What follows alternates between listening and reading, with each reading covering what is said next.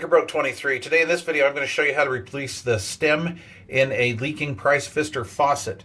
Now you can do the washer if you'd like, but this is a pretty old setup, quite a few years old, several decades old, and at this point instead of just trying to replace the washer itself, I'm just going to go with the whole stem replacement so I get no leakage from up top or anything like this. I got mine at a local place here called England Plumbing. I believe that's a Price Pfister model number or part number 410161. And I'm just going to replace the whole stem assembly because they're like 13 bucks a piece, no big deal. Then I know that I can rest assured that I do not have to come back to this faucet for several years. So what we're going to do is we're going to mount the camera up and I'm going to show you how to dig one of these screws out and get this out successfully without stripping the screw and ruining everything. That's why I left the hot side, because this is the worst as usual. Okay, so first off, I'll get a little angled pick and I will try to go at this, get the best shot I can here. And what I do is I dig out all of the crud with my pick to the shape of a Phillips screw. And I've learned that if you take some straight white vinegar and throw in there first, it will make this calcium deposit a lot easier to pick out. It also kind of clears a path around here, kind of acts as a kind of a penetrating oil, I guess you could say, only with vinegar. And of course down below I have all of the water turned off, both hot and cold. Got that where I'm feeling it's pretty good. Get a good Phillips head screwdriver and kind of bear down on it a little bit. And I lucked out on that one. Sometimes, because I'm holding the camera, sometimes you have to get at it and push real hard with one hand and then twist it with the other. So we're going to take this screw out.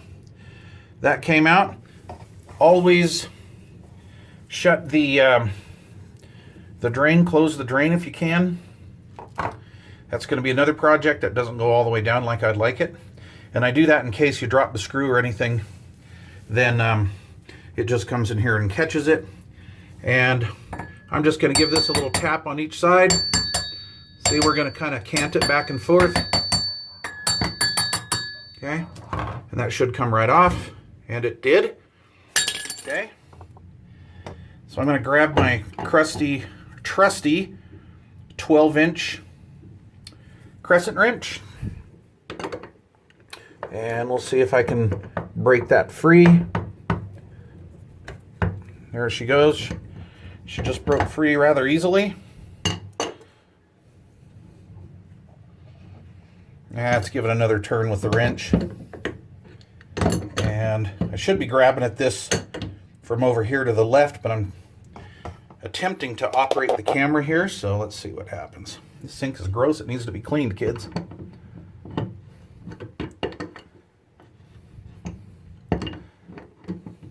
Now, when you reassemble this, if you're using a large crescent wrench like this, you don't really need to get all crazy with torquing it down. Just kind of go till it stops and give it one last little love tap. You should be good to go. Sometimes these larger wrenches just go a little excessive. Okay. So sometimes you'll get this little seal that comes out, like this little nylon seal will come out with it, or sometimes they'll stay in. So you want to kind of clean that up a little bit, make sure everything's good. Now these have no valve seat down in there, so you don't ever really have to worry about replacing a valve seat or anything like that. There's no hex in there to grab a tool onto it. So let's take a look at this hot water one that we're pulling out. Okay, I believe this one, no, it hasn't been replaced. This is the OEM one. Anyway, you see how that pinches down? So the deal is with these, they're just not repairable, really. I mean, you can do this, you can pop this gasket out. When they're this old, I just don't trust them. So this one was going about half gone anyway. See how that's kind of splitting back there a little bit. Bad light here.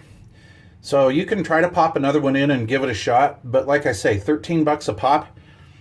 Just buy another one. I'm a little cheap. I don't like throwing a lot of money at parts like that, but when it comes to this type of plumbing, there's just no reason to cheap out, in my humble opinion, which may or may not mean anything. That's interesting. Look, this came from the factory. I don't know if these are made in China now, but there's a little burr from some of the machining on that part. So we won't let that go down into the sink. There's really no proper up or down side on that. So we're just gonna, I like to put them in here and sit them in here and just make sure they seat in there. Then we're just gonna reinstall it. It all went in there pretty good. Get down here on the wrench, and let's see here. That's it. Meanwhile, back at the wrench, I have some straight vinegar here, and I took the cold water side and put in the vinegar because I want to clean this back up, and I wanted to get all this sludge and everything, and this vinegar just works really good for breaking a lot of this stuff up. The previous homeowners didn't have any caps on here, so we're going to install all new caps and get that taken care of. I'm going to go rinse this off in the other sink. Stand by. Okay, so I just got through cleaning this off. The vinegar ate most of that stuff away. This was pretty bad inside. I could still probably work on this a little bit, but we're just going to install it like this and finish this video up. I took a little Colgate toothpaste and dabbed on there and just kind of rubbed that on and worked out some of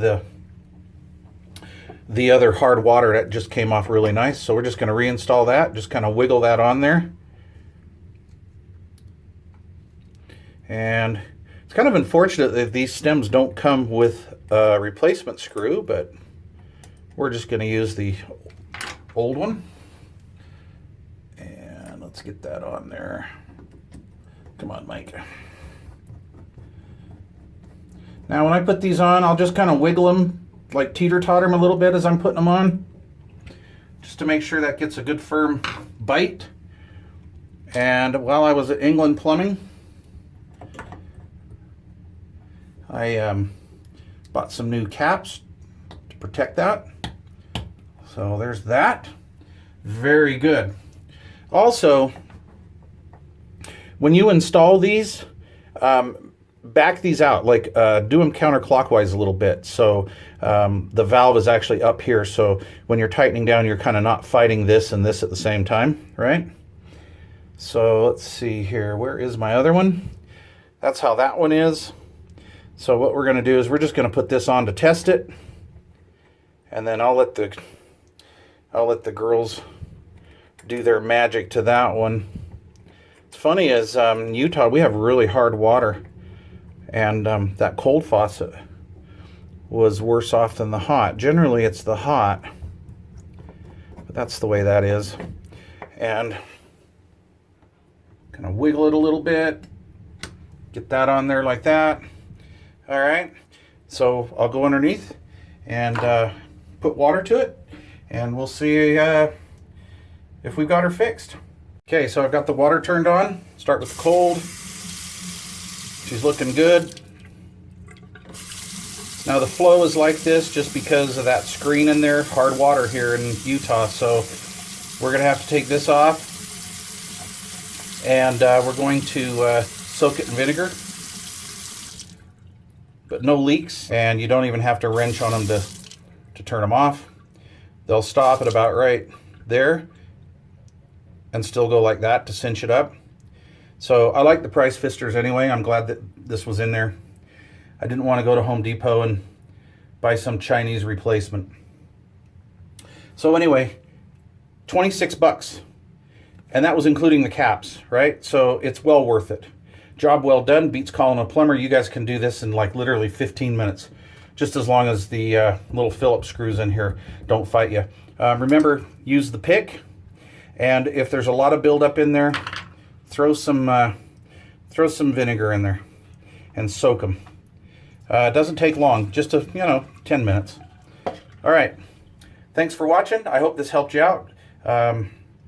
Please like and subscribe.